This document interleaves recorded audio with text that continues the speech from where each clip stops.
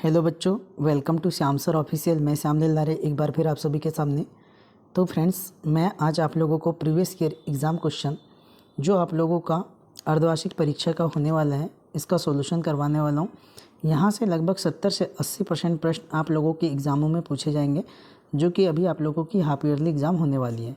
तो friends, video को last तक देखिएगा, क्योंकि आप लोगों को यहाँ पर 70 से 80% प्रश्न आप लोगों को पुनः रिपीट वाले प्रश्न मिलेंगे। तो चलिए फ्रेंड्स, वीडियो को स्टार्ट करते हैं। स्टार्ट करने से पहले आप सभी से एक रिक्वेस्ट करना चाहूँगा, अगर आप हमारे चैनल पर न्यू हैं तो हमारे इस चैनल को सब्सक्राइब कीजिए फ्रेंड्स। चलिएगा, पहला प्रश्न है, सही विकल्प का चयन कीजिए। द्वितीय विश्व युद्ध कब समाप्त हुआ? तो बेटा, जो दूसरा विश्व युद्ध है वो सन 1945 मई 1945 को समाप्त हुआ था। ठीक है। सेकेंड क्वेश्चन ये है आप लोगों के लिए, किस देश के पार्लियामेंट को ड्यूमा कहा जाता है? तो रूस की जो पार्लियामेंट होती है उसको ड्यूमा कहा जाता है। भारत किस गोलार्ध में स्थित है? तो बेटा, भारत उत्तरी गोलार्ध में स्थित है। धुआंधार जलप्रपात किस राज्य में स्थित है? ये मध्य प्रदेश में स्थित है। चलिए फ्रेंड्स, हम पढ़ते हैं 6वें नंबर क्वेश्चन को। भारत में सर्वाधिक निर्धन जनसंख्या वाला राज्य कौन सा है? तो सबसे ज़्यादा जो गरीब जनसंख्या होती है ये बिहार से है। रिक्त स्थानों की पूर्ति कीजिए। पहला क्वेश्चन बना है आप लोगों के लिए, संविधान सभा के स्थायी अध्यक्ष कौन थे? तो संविधान सभा के जो स्थायी अध्यक्ष थे डॉक्टर राजेंद्र प्रसाद थे। डॉक्टर राजेंद्र प्रसाद। ठीक है बेटा, याद रहेगा। एडोल्फ हिटलर का जन्म खालिस्तान में हुआ था, तो ये ऑस्ट्रिया में हुआ था। ऑस्ट्रिया में हुआ था। नेक्स्ट, क्षेत्रफल की दृष्टि से भारत का सबसे बड़ा राज्य? तो सबसे बड़ा राज्य राजस्थान है बच्चा। क्षेत्रफल की दृष्टि से सबसे बड़ा राज्य है। उत्तरी मैदान खालिस्तान मृदा से बना होता है, तो उत्तरी मैदान जो नदियों द्वारा बहाकर लाई गई मृदा, जलोढ़ मृदा से मिलकर बना है। अर्थव्यवस्था को खालिस्तान क्षेत्रों में विभाजन किया है। अर्थव्यवस्था को 3 क्षेत्रों में विभाजित किया गया है, प्राथमिक, द्वितीयक और तृतीयक। ग्रीष्म ऋतु में चलने वाली हवाओं को क्या कहते हैं? तो इसको लू कहते हैं बच्चा। लू याद रहेगा आप लोगों को। तो ये आप लोगों के रिक्त स्थान थे। ठीक है बच्चा। नेक्स्ट प्रश्न क्रमांक 3 की ओर बढ़ते हैं। रूसो की पुस्तक का नाम लिखिए। रूसो की पुस्तक क्या थी? द सोशल कॉन्ट्रैक्ट, है ना, याद रखना है, द सोशल, ठीक है, कॉन्ट्रैक्ट। नेक्स्ट, रूस में सामूहिक खेतों को किस नाम से जाना जाता था? तो इसको कोलखोज के नाम से जाना जाता था। कोलखोज, कोलखोज के नाम से जाना जाता था। नेक्स्ट, नवंबर के अपराधी शब्द किसके लिए प्रयोग किया जाता है? तो बच्चा, उन राजनेताओं के लिए उपयोग किया जाता है जिन्होंने प्रथम विश्व युद्ध के दौरान जर्मनी में वेइमर गणराज्य की स्थापना की थी। कौन से गणराज्य की स्थापना की थी? वेइमर गणराज्य, ठीक है, की स्थापना की थी। उन लोगों के लिए क्या काम करते हैं? नवंबर के अपराधी शब्द के रूप में प्रयोग किया जाता है। ठीक है। नेक्स्ट क्वेश्चन है, अरब सागर में स्थित किसी एक द्वीप समूह का नाम लिखिए। तो बेटा, लक्षद्वीप याद रखना है आपको। लक्षद्वीप ये अरब सागर में स्थित एक देश है। डेमोक्रेसी शब्द की उत्पत्ति किस भाषा से हुई है? तो ये ग्रीक भाषा से हुई है, ग्रीक। चलिए अपन बढ़ते हैं नेक्स्ट प्रश्न की ओर। भारतीय संविधान कब लागू किया गया था? तो भारतीय संविधान 26 जनवरी 1950 को लागू किया गया था। 1950 को। उद्योगों को अर्थव्यवस्था के कौन से क्षेत्र में रखा जाता है? तो इसको द्वितीय क्षेत्र में रखा गया है। कौन से क्षेत्र में रखा गया? द्वितीय क्षेत्र में रखा गया है। ठीक है। चलिए हम बढ़ते हैं प्रश्न क्रमांक 4 की ओर। सही जोड़ी बनाइए। देखिए बेटा, यहाँ पर सही जोड़ी में पहला प्रश्न आप लोगों के लिए है, कार्ल मार्क्स। तो जो कार्ल मार्क्स होंगे बेटा, इसका आ जाएगा ये रूसी क्रांति का प्रेरणा स्रोत था, पहला नंबर। आर्थिक मंदी, तो आर्थिक मंदी सन 1929 में आई थी। विश्व का सबसे बड़ा देश, तो विश्व का सबसे बड़ा जो देश होता है वो रूस होता है, तीसरे नंबर का। सांभर, ये खारे पानी की झील है, चौथा नंबर आ जाएगा आप लोगों का। निरंकुश शासन, जो निरंकुश शासन है बेटा, ये आप लोगों की तानाशाही आ जाएगा इसका राइट आंसर। और BR अम्बेडकर ये प्रारूप समिति के क्या थे? अध्यक्ष थे। ठीक है। आप लोगों को इनके सामने इनका आंसर लिखना है, ऐसे लिखना नहीं आपको, इनके सामने इनका आंसर लिखना है। ओके, चलिए नेक्स्ट बढ़ते हैं सत्य असत्य की ओर। तो सत्य असत्य में पहला क्वेश्चन ये है, भारतीय संविधान अलिखित है।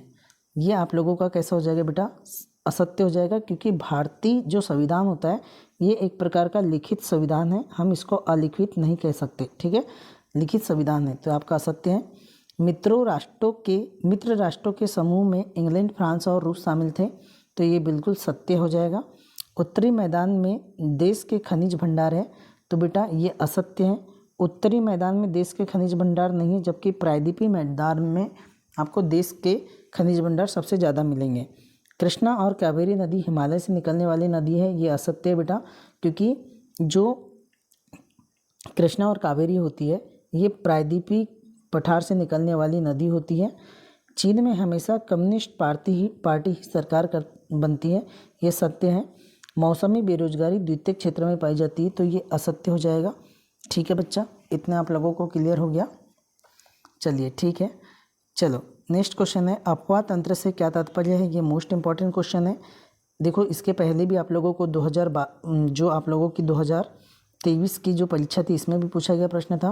गंगा की 2 सहायक नदियों के नाम, तो आप लोगों को लिख देना है गंगा की ब्रह्मपुत्र भी एक सहायक नदियाँ होती हैं, ब्रह्मपुत्र, और एक गंडक, कोसी, ये सब इसकी सहायक नदी है। ठीक है, युंगफोंग का क्या अर्थ है, ये भी इंपॉर्टेंट क्वेश्चन है बच्चा। प्रोपेगेंडा का क्या अर्थ है, मताधिकार किसे कहते हैं, आचार संहिता क्या है, जल्दी से इसका स्क्रीनशॉट ले लीजिएगा। सेवा क्षेत्र क्या है, बेरोजगारी शब्द की व्याख्या कीजिए। देखो बेरोजगारी फिर से पूछ लिया, बेरोजगारी की परिभाषा है इसका मतलब। फ्रांस की क्रांति को किन दार्शनिक ने प्रभावित किया। फ्रांस की क्रांति ने विश्व को 3 सिद्धांतों का संदेश दिया और लिखना है। भारत की प्रमुख 4 झीलों के नाम लिखना है। ब्रह्मपुत्र नदी को बांग्लादेश में किन किन नामों से जाने जाते हैं, इनके बारे में बताना है। भारतीय संविधान की विशेषताओं का वर्णन कीजिए, ये भी प्रश्न इंपॉर्टेंट है। भारतीय संविधान की प्रस्तावना से क्या आशय हैं। भारत में सर्वाधिक गरीब जनसंख्या वाले 3 राज्यों के नाम लिखिए। 3 राज्यों के नाम बताइए जो निर्धनता अनुपात सबसे कम है। मानसून शब्द की उत्पत्ति किस शब्द से हुई है, इसका क्या अर्थ है। जलवायु नियंत्रण के प्रमुख 2 कारकों को समझाना है। तालाबंदी से क्या तात्पर्य है, रेडिकल समूह विचारों को समझाइए। वाइमर गणराज्य के सामने क्या समस्याएं थी। नात्सी सोच के खास पहलू कौन कौन से थे। तो बच्चा आप लोगों को लग रहा होगा कि सर केवल इंपॉर्टेंट प्रश्न बताते हुए चल रहे हैं, तो मैं आप लोगों को बता दूं, मैं यहाँ पर IMP क्वेश्चन के साथ इनका पूरा सॉल्यूशन भी आप लोगों को प्रोवाइड करवा रहा हूँ। ठीक है, तो सॉल्यूशन आप लोग जल्दी से स्क्रीनशॉट ले लीजिएगा या फिर हमारे टेलीग्राम चैनल को ज्वाइन कीजिए। टेलीग्राम चैनल की लिंक हमारे डिस्क्रिप्शन बॉक्स में मिल जाएगी। चलिए, नदी अर्थव्यवस्था को कैसे प्रभावित करती है, ये भी प्रश्न पूछा गया है। हिमालय से निकलने वाली नदी की विशेषता लिखना है ना, जो बारहमासी होती है। चुनावी संबंधी निम्नलिखित गतिविधियों की सूची बनाइए और उन्हें चुनाव में सबसे पहले किए जाने वाले काम से लेकर आखिरी क्रम तक क्रम में व्यवस्थित करना है। तो चलिएगा, मैं यहाँ पर आप लोगों को सारे प्रश्न के आंसर बताने वाला हूँ। तो अफवाह तंत्र से क्या आशय है। अफवाह तंत्र से आशय किसी क्षेत्र की नदियाँ और उनकी सहायक नदी द्वारा निर्मित जल निकासी प्रणाली है। इसमें एक मुख्य नदी और दूसरी सहायक नदी का जाल शामिल होता है, जो एक साथ मिलकर जल को एक नियंत्रित दिशा में प्रवाहित करते हैं। ठीक है, ये याद रहेगा। अथवा का भी मैंने आंसर दिया है बेटा। इसके देखो अभी मैंने बताया था, यमुना, घाघरा, रामगंगा, गंडक, कोसी और सोन, ये सभी गंगा नदी की कौन सी नदी है, सहायक नदी है। युंगफोंग का क्या अर्थ है। तो युंगफोंग एक जर्मन शब्द है जिसका अर्थ जन भावना या राष्ट्र की आत्मा है। यह एक सामूहिक राष्ट्रीय चेतना और चरित्र को दर्शाता है। ठीक है, जो किसी राष्ट्र के लोगों में पाया जाता है। चलिए बच्चा नेक्स्ट, प्रोपेगेंडा का क्या अर्थ है। तो प्रोपेगेंडा का अर्थ किसी विशेष विचार, सिद्धांत या राजनीतिक दृष्टिकोण को बढ़ावा देने के लिए सूचना का व्यवस्थित प्रचार करना। इसका उद्देश्य लोगों की राय या व्यवहार को प्रभावित करना होता है। उसी प्रकार मताधिकार किसे कहते हैं, प्रश्न क्रमांक 8।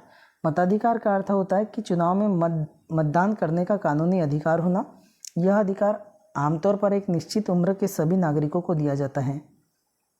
नेक्स्ट क्वेश्चन, आचार संहिता क्या है, ये भी इंपॉर्टेंट प्रश्न है, कई बार एग्जामों में पूछा गया है। तो आचार संहिता के बारे में आप लोग थोड़े बहुत भी परिचित होंगे कि आचार संहिता नियमों और दिशा निर्देशों का एक समूह होता है, जो किसी विशेष समूह, संगठन या चुनाव के दौरान लोगों के व्यवहार को नियंत्रित करने के लिए बनाया जाता है। इसका उद्देश्य निष्पक्षता और नैतिकता को सुनिश्चित करना होता है। चलिए बेटा, सेवा क्षेत्र क्या है। तो सेवा क्षेत्र क्या होता है, अर्थव्यवस्था का वह हिस्सा जो वस्तुओं के बजाय सेवा का उत्पादन करता है जिसमें शिक्षा, स्वास्थ्य, बैंकिंग, परिवहन और संचार जैसी गतिविधियां शामिल होती है। ठीक है, स्वास्थ्य एक सेवा है, बैंकिंग एक सेवा है, परिवहन एक सेवा है, संचार ये सब एक कैसे सेवा, शिक्षा भी एक प्रकार की क्या है बेटा सेवा। और हम आपके लिए क्या कर रहे हैं, सेवा कर रहे हैं। तो बेटा देखिएगा, हम आपके लिए सेवा करें तो आप भी हमारे लिए छोटी सी मदद कर सकते हैं। अगर आपको वीडियो पसंद आता है तो वीडियो को लाइक कीजिए फ्रेंड्स, लाइक करने में 1 सेकंड नहीं लगता बेटा। और अपने दोस्तों में शेयर कीजिएगा, ज़्यादा से ज़्यादा लोगों के साथ शेयर करेंगे, लोग सब्सक्राइब करेंगे और हमें मोटिवेशन मिलेगा और हम आपके लिए अच्छे से वर्क करेंगे और आपको सेवा क्षेत्र में सहायता मिलेगी। ठीक है, चलिए उसी प्रकार हम बेरोजगारी शब्द की व्याख्या कीजिए। प्रश्न है, बेरोजगारी उस स्थिति को कहते हैं जब व्यक्ति कोई काम करने के लिए इच्छुक और सक्षम होने के बावजूद उसे कोई काम नहीं मिलता है, तो उसे बेरोजगारी कहते हैं। फ्रांस की क्रांति को किन दार्शनिकों ने प्रभावित किया था?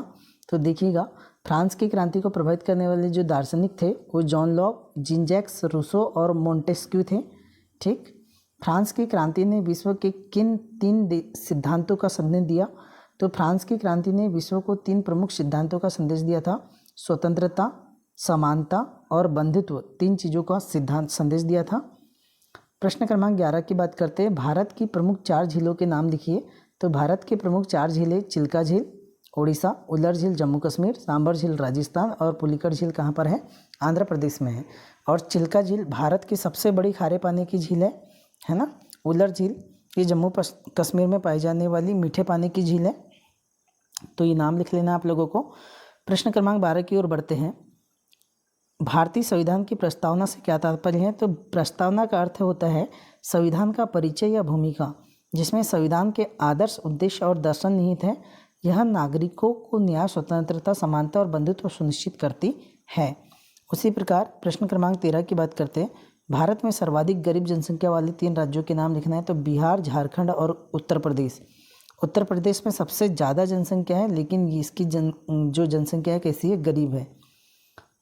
अथवा क्वेश्चन 13वां देखो, भारत के 3 राज्यों के नाम लिखिए जहाँ निर्धनता अनुपात सबसे कम है। अब देखो, जिनका क्षेत्रफल कम होगा वहाँ निर्धनता कम होगी। तो केरल का क्षेत्रफल कम है, गोवा का कम है और सिक्किम का कम है। तो यहाँ पर कम निर्धन लोग हैं, है ना। अनुपात वाले 3 राज्य नाम याद रखना है। चलिए, मानसून शब्द की उत्पत्ति किस शब्द से हुई है? तो मानसून शब्द की उत्पत्ति अरबी शब्द मौसम से हुई है, जिसका अर्थ होता है ऋतु। अथवा जलवायु नियंत्रण के प्रमुख 2 कारकों को समझाइए। तो जलवायु नियंत्रण के नियंत्रित करने वाले 2 कारक, एक अक्षांश, पृथ्वी की गोलाकार आकृति के कारण विभिन्न अक्षों के सूर्य के प्रकाश की मात्रा अलग अलग होती है, जिसमें तापमान में भिन्नता आती है। ऊंचाई, जैसे जैसे हम पृथ्वी की सतह से ऊपर जाते हैं वायुमंडल का घनत्व कम होता जाता है और तापमान घटता जाता है। तालाबंदी से क्या तात्पर्य है? तो बेटा याद रखना है, जो लॉक आउट होता है एक औद्योगिक विवाद की स्थिति होती है जिसमें नियोक्ता द्वारा कारों को काम पर आने से रोका जाता है, जिससे उत्पादन रुक जाता है। यह हड़ताल के विपरीत होता है। ठीक है, तो इसे अपन तालाबंदी कहते हैं। नेक्स्ट, रेडिकल समूह के विचारों को समझाइए। तो रेडिकल उग्रवादी समूह के ऐसे लोग होते हैं जो समाज में तुरंत और बड़े बदलाव चाहते थे, एक ऐसी सरकार का समर्थन करते थे जो देश की अधिकांश आबादी के बहुमत पर आधारित हो। ठीक है, वाइमर गणराज्य के सामने क्या क्या समस्याएं थी? तो उनके सामने देखिएगा, यह एक कमज़ोर और अस्थिर सरकार थी जिसमें विभिन्न राजनीतिक गुटों से विरोध का सामना करना पड़ा। आर्थिक संकट, प्रथम विश्व युद्ध के दौरान जर्मनी पर थोपे गए भारी जुर्माने के कारण देश में अत्यधिक मुद्रास्फीति और बेरोजगारी थी। समाज में गणतंत्र और समर्थकों के विरोधियों के बीच गहरा विभाजन था। ठीक है, चलिए प्रश्न क्रमांक 16 देखिएगा। नात्सी सोच और खास पहलू कौन से थे? नात्सी सोच के कुछ खास पहलू थे। जाति श्रेष्ठता, नात्सियों का मानना था कि नॉर्डिक जर्मन आय सबसे श्रेष्ठ जाति है और अन्य जातियां भी उनमें निम्न हैं। जीवन क्षेत्र की अवधारणा, वे जर्मनी के लिए अत्यधिक भौगोलिक क्षेत्र चाहते थे ताकि श्रेष्ठ जर्मन जाति का विस्तार हो सके। चलिए फ्रेंड्स, जल्दी से अर्थव्यवस्था, नदियाँ अर्थव्यवस्था को किस प्रकार प्रभावित करती है? तो इसके पहले भी मैं इसका सॉल्यूशन आपको प्रोवाइड किया हूँ कि नदियाँ सिंचाई के लिए पानी का मुख्य स्रोत है, जिससे कृषि का उत्पादन बढ़ता है। नदियों पर बांध बनाकर जल विद्युत का उत्पादन किया जाता है, जो उद्योगों और घरों के लिए ऊर्जा प्रदान करता है। परिवहन, नदियाँ आंतरिक जलमार्गों के रूप में परिवहन का एक सस्ता और प्रभावी साधन प्रदान करती है और कई उद्योग अपने संचालन के लिए नदियों के पानी पर निर्भर करते हैं। नेक्स्ट क्वेश्चन पर चलते हैं। हिमालय से निकलने वाली नदियों की विशेषता। तो बेटा बहुत ईजी विशेषता है ये, क्योंकि ये 12 मासी होती है। ये नदियाँ साल भर बहती है क्योंकि ग्लेशियर और वर्षा दोनों से पानी प्राप्त करती है। इनका मार्ग लंबा होता है और कई राज्यों से होकर गुजरती हैं। बड़ी जल निकासी, इनका बेसिन में बड़ी जल निकासी क्षेत्र बहुत बड़ा होता है। युवावस्था का मतलब भूवैज्ञानिक रूप से नदियाँ युवा है और गहरी घाटियाँ और गार्ज बनाती हैं।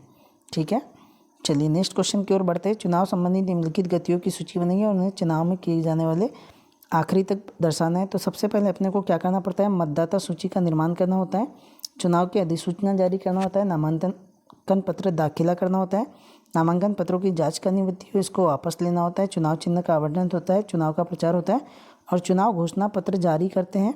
उसके बाद मतदान होता है, मतदान के बाद मतगणना होती है और उसके बाद चुनाव परिणाम की घोषणा की जाती है। ठीक है, तो जल्दी से इसको भी याद कर लीजिएगा। मानव पूंजी निर्माण में स्वास्थ्य की भूमिका। तो एक अच्छा स्वास्थ्य पूंजी निर्माण में महत्वपूर्ण कैसे भूमिका निकालता है देखिएगा। एक स्वस्थ व्यक्ति अपनी पूरी क्षमता का उपयोग कर सकता है और राष्ट्र के आर्थिक विकास में योगदान दे सकता है। दूसरी ओर अस्वस्थ व्यक्ति कुशलतापूर्वक काम नहीं कर सकता तथा संगठन और देश के लिए बोझ बन सकता है। इसलिए स्वास्थ्य मानव पूंजी निर्माण की एक अनिवार्य घटक है। शिक्षित बेरोजगारी भारत के लिए एक विशेष समस्या है, क्यों? तो इस पर तो मैं बहुत सारे आंसर आप लोगों के लिख सकता था, क्योंकि शिक्षित बेरोजगारी भारत के लिए एक विशेष समस्या है, क्योंकि मानव संसाधन की भारी बर्बादी होती है और संभावित आर्थिक विकास को नुकसान पहुंचाता है। यह एक विरोधाभास है कि जहां बड़ी संख्या में शिक्षित लोग नौकरी पाने में असमर्थ हैं, वहीं दूसरी ओर कुछ क्षेत्रों में कुशल श्रमिकों की कमी है। इससे श्रम की मांग और आपूर्ति में असंतुलन पैदा होता है, जिसके परिणामस्वरूप सामाजिक अशांति और युवाओं में निराशा की भावना पैदा होती है। नदी प्रदूषण के सुझाव। तो नदी प्रदूषण को नियंत्रित करने के लिए कुछ सुझाव होते हैं कि पर्यावरणीय कानून और विनियमों का सख्ती से पालन करना है। नदियों में प्रवाहित करने के लिए उसका पहले उपचार करना है। स्वच्छ नदियों के महत्व के बारे में जागरूकता अभियान को बढ़ावा देना है और पर्यावरण अनुकूल उत्पादों और प्रथाओं को उपयोग को प्रोत्साहित करना है। चलिए बच्चा बढ़ते हैं नेक्स्ट क्वेश्चन की ओर। प्रायद्वीपीय पठार के पूर्व और पश्चिम में बहने वाली नदियों की तुलना करना है। आपको बताया था मैंने कि पूर्व की ओर बहने वाली और पश्चिम की ओर। तो ये नदियाँ लंबी होती है तथा इनमें पानी की अधिक मात्रा होती है तथा अपने मुहाने पर डेल्टा का निर्माण करती है। उदाहरण के लिए महानदी, गोदावरी, कृष्णा और कावेरी शामिल है।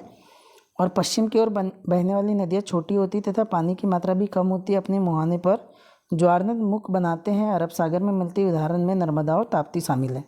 ठीक है, नेक्स्ट, भारत में उदाहरण सहित लोकतंत्र और गरीबी पर निबंध लिखना है। तो आप लोग तो इस पर लिख सकते हैं, उदाहरणों से सहित लोकतंत्र और गरीबी पर निबंध। ठीक है, गरीबी उन्मूलन के लिए क्या क्या उद्देश्य थे? 100 दिन के मजदूरों को रोजगार की गारंटी प्रदान करना।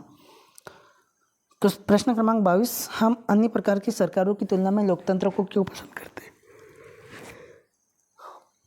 तो देखिए बच्चा, हम अन्य प्रकार की शासन प्रणाली की तुलना में लोकतंत्र को प्राथमिकता इसलिए देते हैं क्योंकि यह समानता, स्वतंत्रता और न्याय सिद्धांतों पर आधारित होता है। ठीक है, इसको आप स्क्रीनशॉट ले लीजिएगा। प्रच्छन्न और मौसमी बेरोजगारी के बीच में अंतर, इसको भी मैंने कई बार करवा चुका हूँ ये प्रश्न को। इस प्रकार की बेरोजगारी तब होती है जब वास्तविक आवश्यकता से अधिक लोग कार्यरत होते हैं और अतिरिक्त श्रमिकों की सीमांत उत्पादकता शून्य है ना। ये पढ़ लीजिएगा आप लोग। चलिए बच्चा, एक ही ज़मीन पर उत्पादन बढ़ाने के तरीके, ये बहुत सारे तरीके हो सकते हैं। बहुफसली खेती, आधुनिक पद्धति कृषि करना, सिंचाई, फसल चक्र इत्यादि। चलो, तो ये था आप लोगों का लास्ट क्वेश्चन। तो मिलते हैं अपन आप नेक्स्ट वीडियो में, क्योंकि अब आप लोगों का जो नेक्स्ट चैप्टर का जो नेक्स्ट पेपर होने वाला है, मैं उसका सॉल्यूशन प्रोवाइड करवाने वाला हूँ। तो बच्चे चलिए, ठीक है, आप लोग पेपर को अच्छे से दीजिएगा, इन प्रश्नों की तैयारी करके जाइए, आपके क्वेश्चन पक्का परीक्षा में फंसेंगे, ये डन है। चलिए मिलते हैं अपन नेक्स्ट वीडियो में, तब तक के लिए जय हिंद।